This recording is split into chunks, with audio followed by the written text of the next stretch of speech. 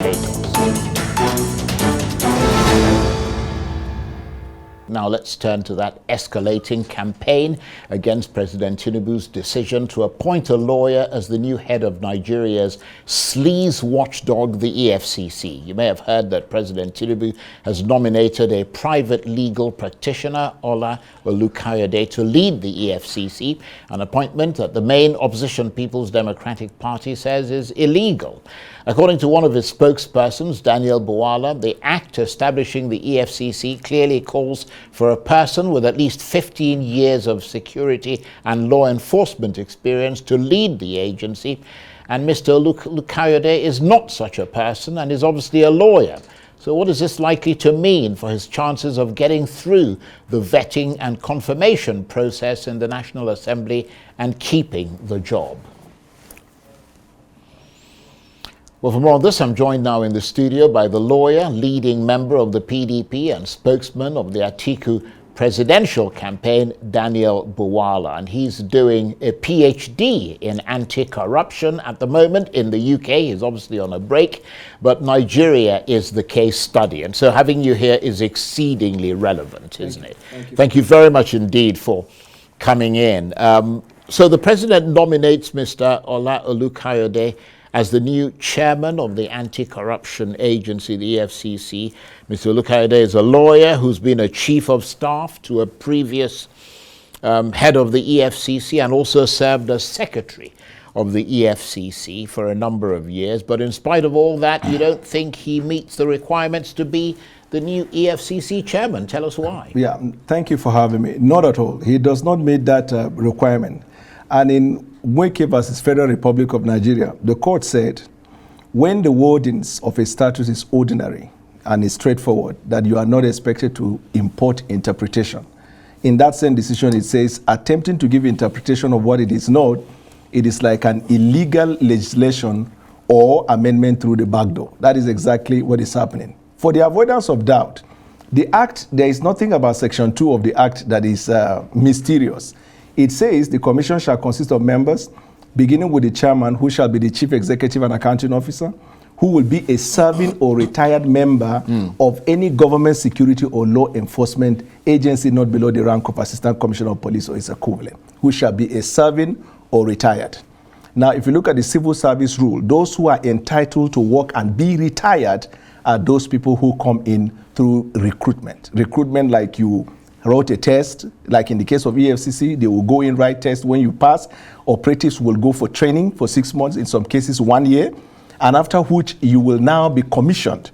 When you're commissioned, even your identity card, what they call the warrant card, if you turn the back side of the warrant card, you will see it says that the bearer of the card has the immunity and the privileges of a superior police officer.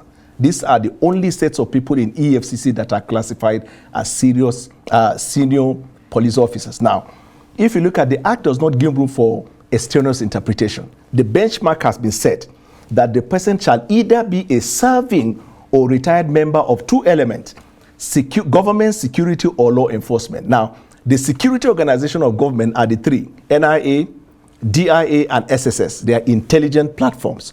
Or law enforcement, where you have the police, you have the EFCC, you have NCDC, and the rest. So the benchmark has been set, under which now you bring in the import of not below the rank of assistant commissioner of police or its equivalent. The reason for the use of the word equivalent in this context is because there are two sets of security platforms that have been mentioned. So if it is a police serving or retired that is coming to head the commission, then he must not be someone with an experience less than 15 years. Now, the equivalence means if you're bringing somebody for the Department of State Services, the equivalent of Assistant Commissioner of Police in DSS is Assistant Director. The same thing applies to NIA, the same thing applies to DIA. And you can run it across all platforms. That is the equivalence. It is not outside of the precinct of what has been stated as government security or intelligence platforms. Then you now see he must not possess less than 15 years cognate experience. I have seen argument over the last few days about the use of the word cognate. Some of them have expanded to give it an objective interpretation to suggest that a lawyer who has practiced has acquired a cognate experience. That is fallacy.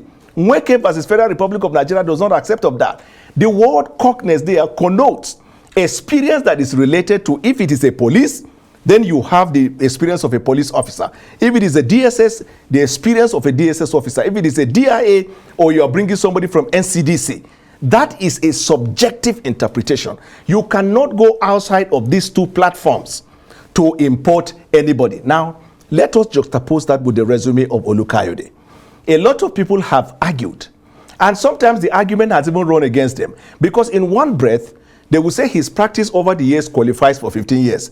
In another breath, they will make the argument that he has served in the EFCC. So you don't take it away from the fact that he hasn't worked there. Okay, well, let me come in there. Right. I mean, you've made some very interesting points, and it's instructive that just before you came on, the former president of the Nigerian Bar Association, Dr. Olisa Abakoba, said he had looked at the act, and just like you, he's convinced of the absolute clarity of it, and that there is no question in his mind that Mr. Olukoyede is qualified. Right. And you're saying that with the same clarity, he's not qualified. So let's look at, I mean, looking at the qualifications that were put there by the EFCC, he's described as a seasoned lawyer with over 22 years experience. He's described as a regulatory compliance consultant and a specialist in fraud management and corporate intelligence, with extensive experience in the operations of the EFCC. I mean, on the face of it, these look like pretty impressive qualifying credentials, don't they? Good enough for him to be Nigeria's new anti-corruption czar, as the EFCC put it, especially given that the EFCC, you have recognized, and it's clearly there in the act, is seen as a law enforcement agency. Excellent. So the cognate experience that is referenced there are experiences that either of a member of this platform must have gathered on live cases.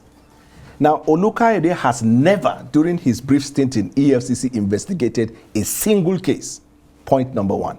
Number two, good as the CV may sound, if it does not fall within the precinct of the provisions of the law, it is ineffectual. But doesn't the word equivalent mean that if he's a fraud specialist, as he's been, specialist in fraud management, as he's been described, if he's got the requisite experience in managing fraud, I mean, then that kind of fits the bill, doesn't it? When you add that to the fact that he was in a fairly prominent position at the EFCC. Yes, it does not. When he worked as the chief of staff and as the secretary of the commission, you may ask him, the membership card that he has, turn the back of it, it says, if found, return it to the commission or to the nearest police station. He was never an operative.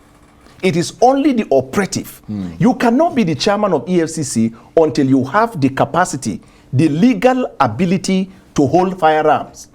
Look, all the agencies of the world, NCA, FBI, and all the counterparts, no director of these platforms has ever been somebody who has not been trained like that. But I will come to this argument. Let me show you an example to distinguish that. If you look at the ICPC Act, Section 3 and Sub 3 of the ICPC, it clearly says, talking about ICPC as a commission, it said the commission shall consist of a chairman and 12 other members, 2 of whom shall come from each geopolitical zones.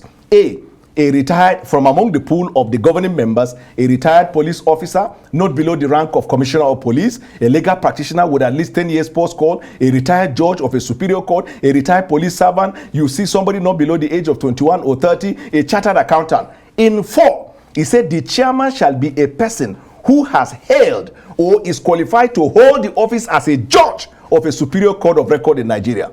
Meaning that without prejudice to the pool and the wide spectra of experiences that constitute the board, when it comes to the chairman, it is subjective. He must either be a serving or retired judge or somebody who is qualified to be a judge. Now, the person who is qualified to be a judge is a lawyer that has put in at least 10 years of post-call. Did you say it's subjective or it should be objective? No, what I mean by it is subjected to the restriction. Okay, I thought you said subjective. No, to that provision. Now, let's come to the resume. You see, Olukoyede worked in the chambers of the former Vice President, Professor Yemi Oshibajo. In our practice, you work in a chambers, you have the corporate profile of that chambers. Most lawyers incorporate the corporate profile to mean it also reflects their experience. And the only way you can juxtapose whether that has been done is to ask the person to furnish fact to support the fact that you said you're a fraud expert. So the question is, fraud expert investigating a live case, or that you attended a seminar? As far back as 2011, I attended a training in the United States Institute of Peace. We sat some of the members of our training who came from FBI, from State Department, from the Department of Justice. At least 2 went on to become ambassadors, and some are working there. Security and intelligence matter. Does that qualify me? Certainly no if the act is expressed about it. Point number 1. Point number 2, with respect to Olukoyede. If you argue without conceding that his stint in EFCC amount to a membership, the act says he shall not be less than 15. Olukoyede served for 2 years as the chief of staff and for 4 years as the secretary. Put together is 6 years. Does it meet the context of that? Can you approbate and reprobate? In one breath you say he's 6 years, but in another breath you say his 22 years of practice can be incorporated. Thirdly, nobody by law will be permitted to hold the position as the chairman who has no experience of either investigating, providing intelligence, any of those apparatus of the security with live cases. Now, when you hear something that some of those appellations or some of those tags like fraud expert and the rest, they are seminal. They are just, you attend seminar and bring certificate. He cannot point at 1, 2, 3 cases and say he has handled. Right. So this is the problem. And without prejudice to that, he is coming from a law firm that is defense-oriented. All security and intelligence platforms of the country are prosecutory in nature. It will amount to conflict of interest for you to bring a lawyer who comes from the private sector, private practice of law, and make him the chairman. Conflict of interest. All the cases he has defended or he's defending, or the ones his friends and cronies and partners are defending or have defended, will now be compromised by the new position he has held. Then when you bring somebody who does not have a thorough experience of intelligence and law enforcement in the real sense of the word, because as the chief of staff, you're only a principal secretary. As the secretary of the commission, it is just for the purposes of meeting. He has never presided over a case, neither has he ever investigated a case. Well, we're going to have to wait, because obviously he has to go and defend himself in front of the National Assembly. Do you trust that the National Assembly what I was going to ask you is this. His name goes to the National Assembly, or has gone, and the PDP's position as the main opposition party is that the National Assembly should not confirm the appointment. I am not here in the capacity of the party. The party has not made any official statement. Right. I am here as a private citizen, number 1, somebody who is also concerned about the anti-graft issue, but most importantly, as a legal practitioner who has been involved in public interest law. And it is our duty to help the government to do what is right. This is not right. Let me tell you something, sir. He is not even entitled to be given any federal appointment. You know why? Because Olukoyede was recently indicted alongside Magu by a panel of inquiry that sat like a court of law, that took evidence from them based on allegations submitted. They were represented by Wahab Shitu, senior advocate of Nigeria, as a result of which there was a finding by that panel, rightly or wrongly, that indicted them, based upon which he was sacked. The act says a retired or serving, not a sacked one. That's one. Then number 2, having been sacked based on a report that sat like a panel of inquiry, like a tribunal of inquiry, only the court of law can vacate that. So if, for example, President Tinubu wants to make a headway with him, President Tinubu needs to challenge that in the court of law, quash it, then he can proceed. Otherwise, not only EFCC, the President Tinubu, if it is looking at government as a continuum, he's not even permitted to appoint him in any federal appointment because there is an indictment by a valid panel, which decision was gazetted by the government. All this falls within the correct ambit of an opposition party. And what they really should be opposing. There are people in the ruling party who hold this same position. No, what I'm saying is that, well, I mean, you represent the opposition. So my point is that if you said you're here in a private capacity, if you were to advise the PDP as someone who's been their spokesman and a leading member of the party, what would you advise them to do about My this? advice is only to the president. Should they really go hard on it? No, my advice will be to the president. But this government already has demonstrated to Nigerians. I mean, you are still in the PDP. For sure. Right, but okay. this government has not because you see, this is not a partisan thing. I'll give you the reason why we must take it away from the sphere of partisanship. Well, it's not about partisanship. ago, it's about an opposition focusing on something that would be detrimental to the country and would be illegal. But not because so I am from the opposition, because even when I was in APC, yeah, you can look at my history. When it comes to national issues that I feel the federal government is airing, I have never hesitated to give my take because it's for the good of the country. Right. You see, you have FBI, NCA. When you put him as the chairman and we start having the problem of intelligence sharing with these people, what are we going to say? Number two, what about the potential corruption in the system? And then violation of order of government. This is APC to APC. Means decision of the previous APC ought to be obeyed by the APC of the now. But assuming they disagree with it, what is the lawful thing to do as a government?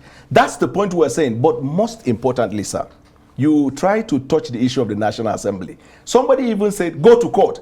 And you have found that lately, this is the cliche in APC. That's why I'm even reluctant in going to court. I like when that. somebody tells you go to court before you go, I will help you file the case, go to court. You should have an understanding of what the person is boasting about. So neither will I say go to the National Assembly, let the National Assembly.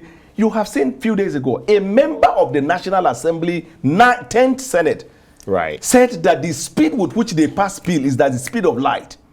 And that history and posterity will judge the president. Right. So I am not here nursing some hope that the National Assembly will reject it, even though if they have their onions, they should. I am really appealing to Mr. President, because one thing I learned about government. Very, very briefly. Yes, We've got sir. 10 seconds. One thing I learned about government when President Buhari was there is so many times you see decisions from government.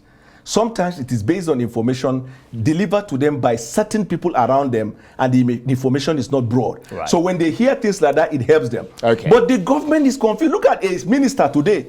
Had a world press conference. She was warning the United Nations to return money to Nigeria or they are going to sue them. We have to go. But I hope the president is watching this program. I'd be actually quite flattered if he is. I want to thank you very much indeed. Daniel Bwala is a leading member of the PDP. He's a lawyer. He's a spokesman of the Atiku presidential campaign. He's doing a PhD in anti-corruption at the moment in the UK, and Nigeria is his case study. Thank you very much indeed. Thank you for having me. That's it for this edition of Arise Prime Time. Join us again tomorrow from me and the entire team here in Abuja and Lagos. Bye-bye, and thank you for watching.